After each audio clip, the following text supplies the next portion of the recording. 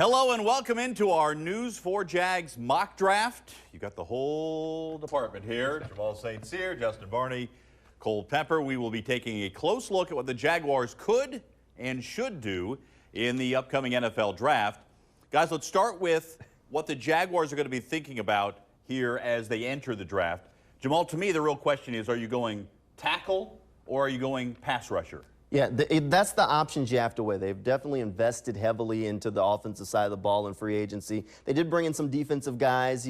You have to decide what's the best thing for your team right now, as well as who the best player available is. You're kind of looking at Evan Neal, Akeem Ekwonu as those two top offensive linemen, and then the other side you got Aiden Hutchinson. We thought it was going to be Kayvon Thibodeau. Looks like it's Trayvon Walker now as the other possible defensive guy that they're looking at. So weighing that offensive defensive thing it's a big talking point. And Justin, bang for the buck is a part of this too, not just in this first year, but also down the road. So where should the Jaguars be looking?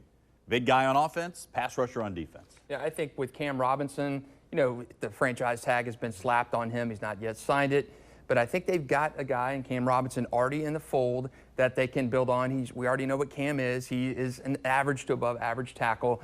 I think it's more difficult to find a dominant pass rusher, which I think Aiden Hutchinson or Trayvon Walker have the potential to be, than it is to find that guy at a position where Cam is already in there. So I do think you help the pass rush, you bolster the pass rush with a guy like Aiden Hutchinson, with a guy like Trayvon Walker. I think it's difficult to find that. And what you do there is unlock the potential for a Josh Allen to really take that step forward. All right. The other side of the conversation is you drafted your franchise quarterback last year.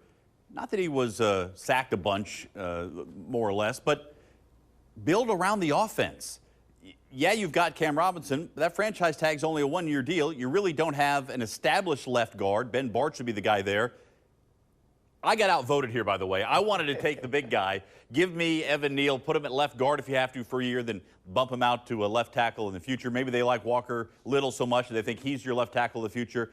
But for the purposes of this, it's a 2-1 vote. I lose. So the Jaguars are going to go defense. So, Jamal, let's talk about the choices they have there at number one. One of those guys, of course, Aiden Hutchinson, the pass rusher from Michigan. He's been the front runner in the doghouse for a while now when it comes to that pass rush conversation. Definitely a fierce pass rusher. He showed what he can do, and it's not often that you start talking about a defensive player as a finalist for the Heisman. Well, he did it. So you know he had a really good season, but is he really the player that the Jaguars need? We'll have to wait and see how that works out. Hutchinson, definitely a very talented player. I know probably the clip that most people have seen is him just putting that Ohio State offensive tackle on his back. That's the kind of player that Aiden Hutchinson is. He's been compared to the Bosa brothers. So the question you ask yourself is, would you take the Bosas number one overall? I would take the Bosas. I just don't know if he's a Bosa. Well, okay, if you like that comparison. The other thing is, of course, is this draft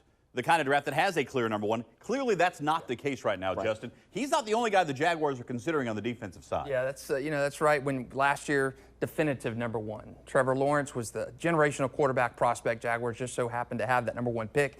Not as easy this year. We're a couple weeks before the draft, and we still have no idea where the Jaguars are leaning. So that adds that intrigue element to it. And we talked about Kayvon Thibodeau. We've talked about Aiden Hutchinson, but a dark horse, Trayvon Walker from Georgia, and he is a guy that doesn't have that college production like an Aiden Hutchinson has, doesn't have that massive motor like a Kayvon Thibodeau has flashed at Oregon. So is that Trayvon Walker pick really going to entice those Jaguars fans? Is he that best pick at number one overall? He's kind of been a name that surfaced in the last couple weeks just as a possible mock selection to the Jaguars. So will be interesting to see if Trayvon Walker kind of edges out Aiden Hutchinson for that number one spot. A physical freak. His measurables are off the charts. Didn't have the production that Hutchinson did. Of course, he was playing with a lot of guys who are going to get drafted this year on that Georgia defense, and how he was utilized a little bit different. So it's more of a projection pick if you go there.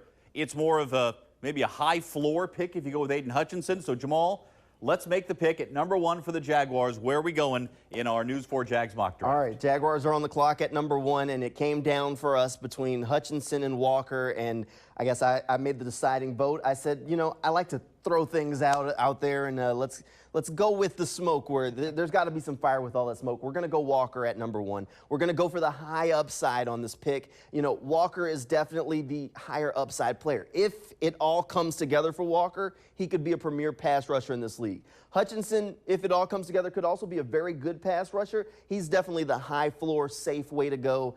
Let's, toss risk to the wind and go Walker. All right, let's take a look at the pick, the number 1 pick in the draft. There it is, Trayvon Walker in our mock draft. So as a result, you can see how the next handful of picks went.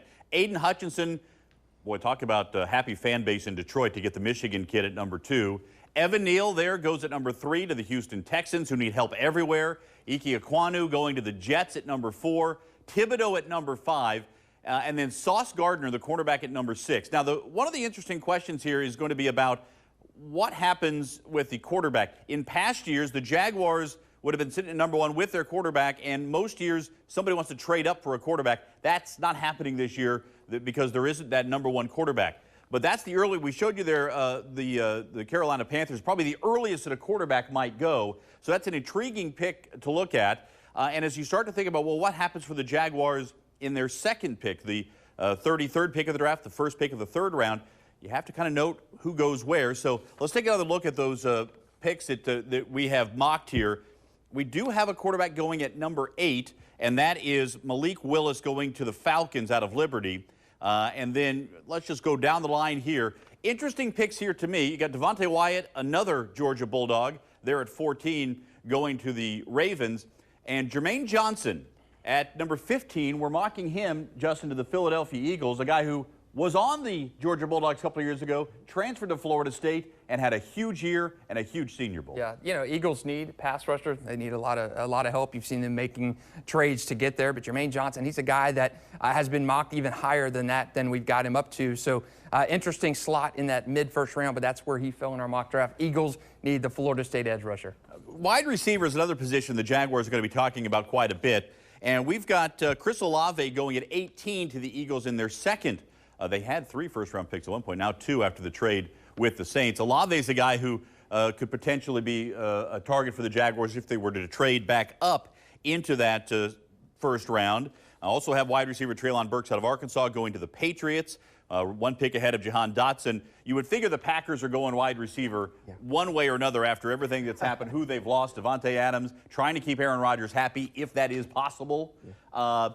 Which of the Jaguars, right now, we got there to 22 we're talking about. What are the Jaguars thinking at that point if they're thinking wide receiver?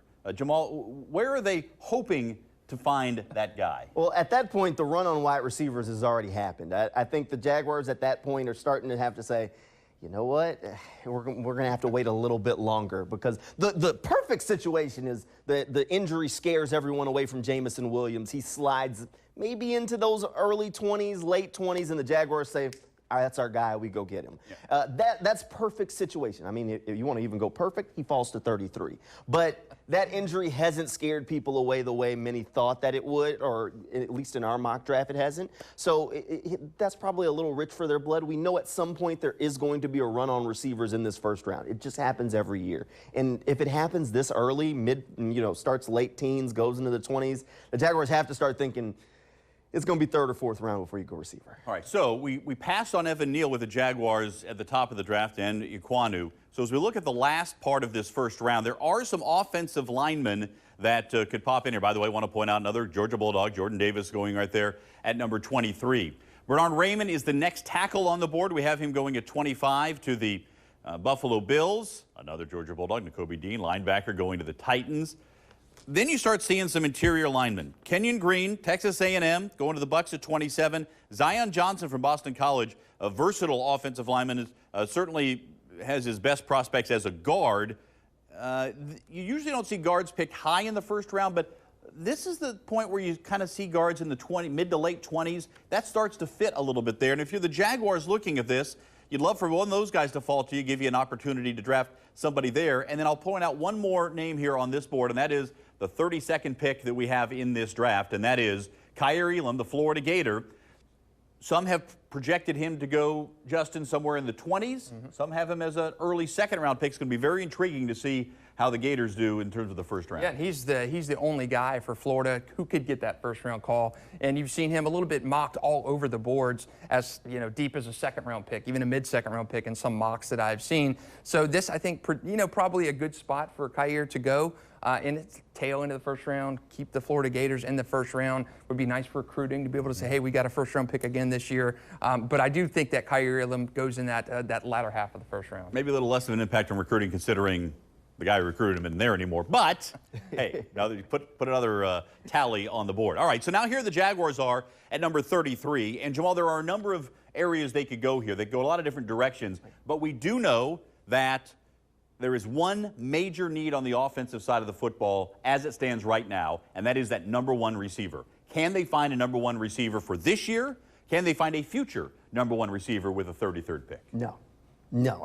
We saw that run on receivers go in the mid-first round. At that point, a lot of the guys that really have that upside potential off the board. I think the biggest need that the Jaguars could use at 33 is on the defensive side of the ball, that interior linebacker spot. When they kind of jettisoned Myles Jack, deciding he wasn't a part of the future, opened up a big opening in that linebacker role. They need somebody there that can fill that linebacker spot next to Foye. So until they find that person, I think 33 is the spot where they can get someone who can come in and really help to fill that role on the defense. And there are still linebackers that can make that day one impact available. And one that pops to mind right away would be Leo Chenal from Wisconsin, who could potentially fit in there. Again, we don't know exactly the way that they're going to utilize this defense under Mike Caldwell. It is going to be a 3-4, but they're going to be multiple. So what they're asking of that position, still yet to be determined, probably to be determined based on who they have in that spot, Justin. I actually do think they can find a receiver that can develop into that top spot. And there are a couple of names that we're going to throw around here. One is George Pickens. This has been a popular conversation among Jaguars fans. Former Georgia Bulldog, coming off an injury, does look like he's fully healed at this point, doesn't have a lot of tape from last year because of the injury. But you go back further, he's a big, tall receiver who can get downfield, battles for the ball when it's in the air.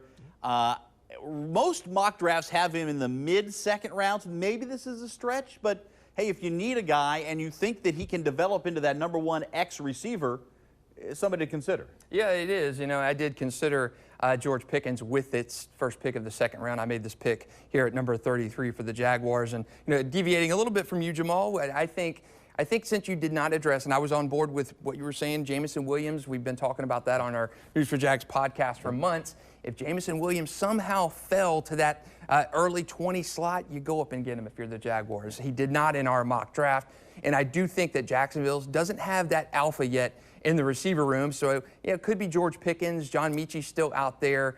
Sky Moore is out there. So a lot of receivers still on that board with that first pick in the second round. And I think you need to go receiver to get that DJ Chark kind of guy, which you found in the second round. He became that number one guy for you. I think they stick to that same philosophy here with that first pick of the second round. All right, let's make the pick. Justin, you had the pick in our mock draft, so who are you going with at 33? That is, I went with a guy, I looked over Sky Moore, a guy, didn't play in the biggest conference. I looked at George Pickens. He's that big receiver there. And I wound up going with Christian Watson right there. Christian Watson of North Dakota State. Yeah, there he is at number 33. All right, so in this mock draft, the Jaguars get number one pick, pass rusher, number two pick, pass catcher. Both in this situation, Jamal, would be projections. Yes. Guys who either didn't have the productivity in terms of the sack numbers or a guy who played at a smaller conference. Watson can fly. He's a sub 4.4 guy. He could really move, has good size. I think he and Pickens are the two potential develops who could be second-round picks, who could develop into that number one receiver.